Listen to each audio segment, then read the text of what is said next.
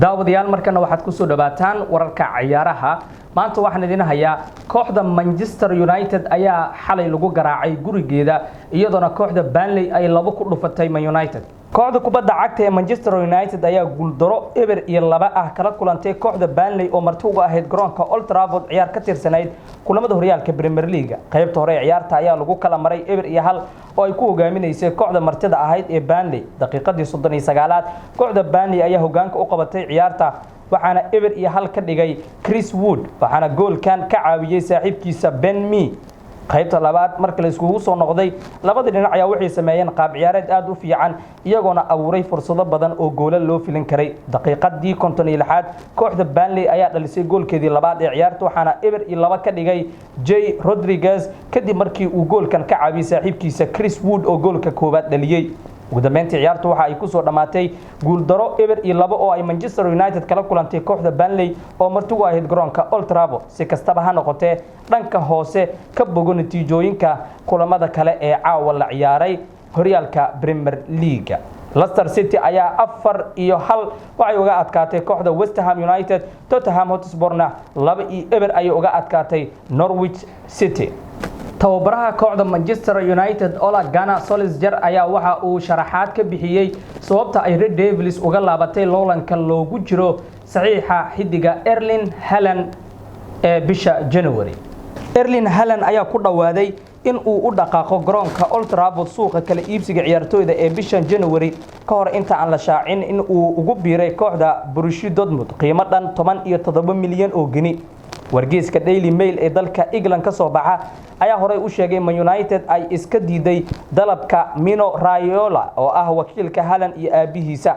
haddaba tababare Ole Gunnar Solskjaer oo shir jaraa'id oo uu ka soo muuqday shalay waxa uu kaga hadlay sababta ay kaga hareen loolanka loogu jiro saxiixa Erling Haaland waxa uuna yiri waa muhiim in aan u isticmaalno maskax nadiif ah xaaladan oo kale marka aad la saxiixato ciyaartooy waa in aad xakamaysaa wax walba isla markaana aadan siinin wakiilada ciyaartooyda habka ay ku xukumaan shuruudaha heshiiska lagu kala saxiixayo intaas kadib Ole Gunnar Solskjaer tababaraha United ayaa la weydiiyay su'aal ku aadanayd in Manchester United ay ku fashilantay heshiiska Haaland faraanta bishan wuxuuna yiri tani waxa ay ku timid dalabka Mino Raiola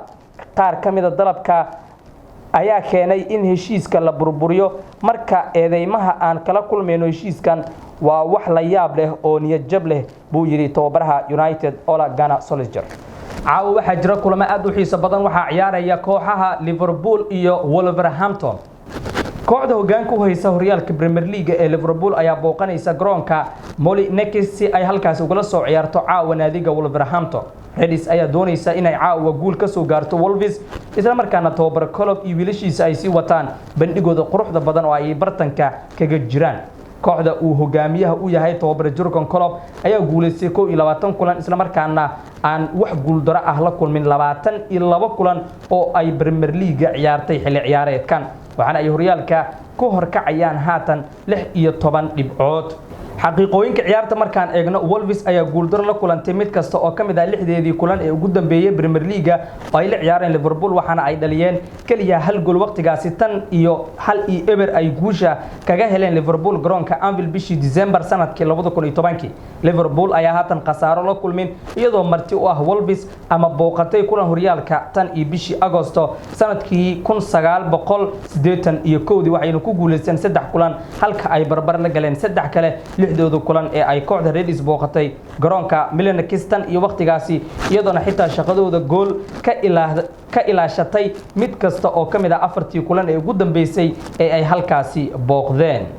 ciyaarta u dhaxaysa kooxaha Liverpool iyo Wolverhampton waxa ay soo galaysaa caawa 5 habeenimo xilliga geeska Afrika garsoorahna waa Michael Oliver oo England u dhashay wixii ku soo kordhay natiijooyin bari xilligan oo kale ayaan idin soo gudbin doonaa